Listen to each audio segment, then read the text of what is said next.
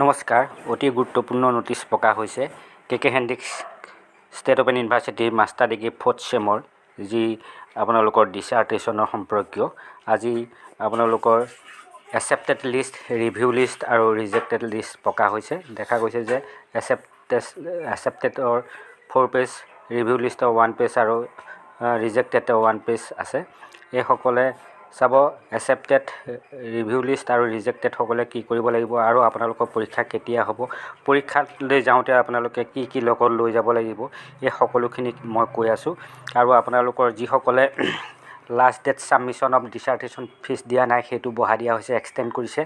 আপোনালোকৰ এই সকলোখিনি কৈ আছোঁ। আপোনালোকে ৱেবছাইটত গৈ আপোনালোকৰ কাৰ একচেপ্ট হৈছে, কাৰ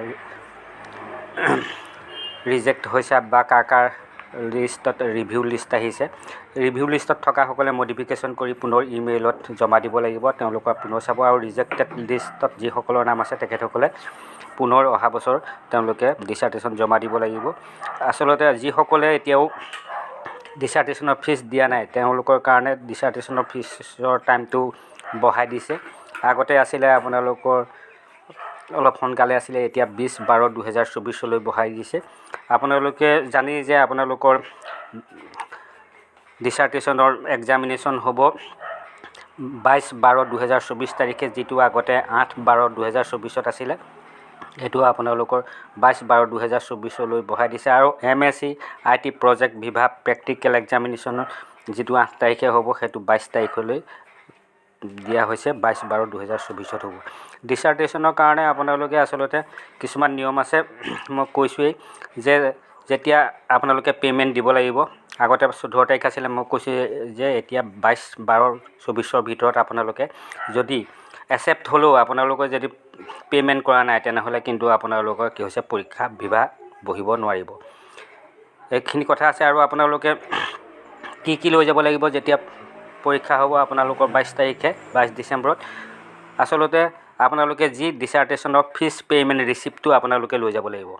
ডিচাৰ্টেশ্যনৰ যিটো আপোনালোকে ফিজ দিছিলে তাৰ যিটো আপোনালোকে ডাউনলোড কৰি থৈছে তাৰ এটা ৰিচিপ্ট আপোনালোকে লৈ যাব লাগিব। আৰু প্লাজাৰিয়াম একচেপ্টেঞ্চ ইমেইল আপোনালোকলৈ নিশ্চয় আপোনালোকৰ ডিচাৰ্টেশ্যন একচেপ্ট হৈছেনে, ৰিভিউ হৈছেনে, ৰিজেক্ট হৈছে বা একচেপ্ট হোৱা যিটো আপোনালোকৰ ইমেইল আছে সেই ইমেইলটো আপোনালোকে এটা প্ৰিণ্ট কপি কৰি পেলাই আপোনালোকে লৈ যাব লাগিব। আৰু কোনসকলেনো এই ডিচাৰ্টেশ্যনৰ এক্সামত বহিব পাৰিব? Only those learners whose plagiarism check report has been approved by the university will be allowed to the appear of the viva voce examination. আপোনালোকৰ যিসকলৰ একচেপ্ট হৈছে সেইসকলেহে কি হৈছে ডিচাৰ্টেশ্যনৰ ভিভা ভইচত বহিব পাৰিব। আৰু আপোনালোকে এটা কথা, যিটো জমা দিলেই আপোনালোকৰ হাতত নিশ্চয় এটা ডিচাৰ্টেশ্যন কপি আছে। সেই ডিচাৰ্টেশ্যন আপোনালোকৰ হাতত থকা ডিচাৰ্টেশ্যনৰ কপিটো আপোনালোকে এই এক্সামলৈ যাওঁতে লৈ যাব লাগিব। আৰু সেইটো আপোনালোকৰ ছুপাৰভাইজাৰ বা গাইডৰ সেইটো কিন্তু তাত চহী থাকিব লাগিব। আৰু আপোনালোকে এডমিট কাৰ্ডটো লৈ যাব লাগিব, যিটো আপোনালোকে পৰীক্ষাত বহিছিলে সেই পৰীক্ষাৰ এডমিট কাৰ্ডটো লৈ যাব ল'ব লাগিব আপোনালোকে।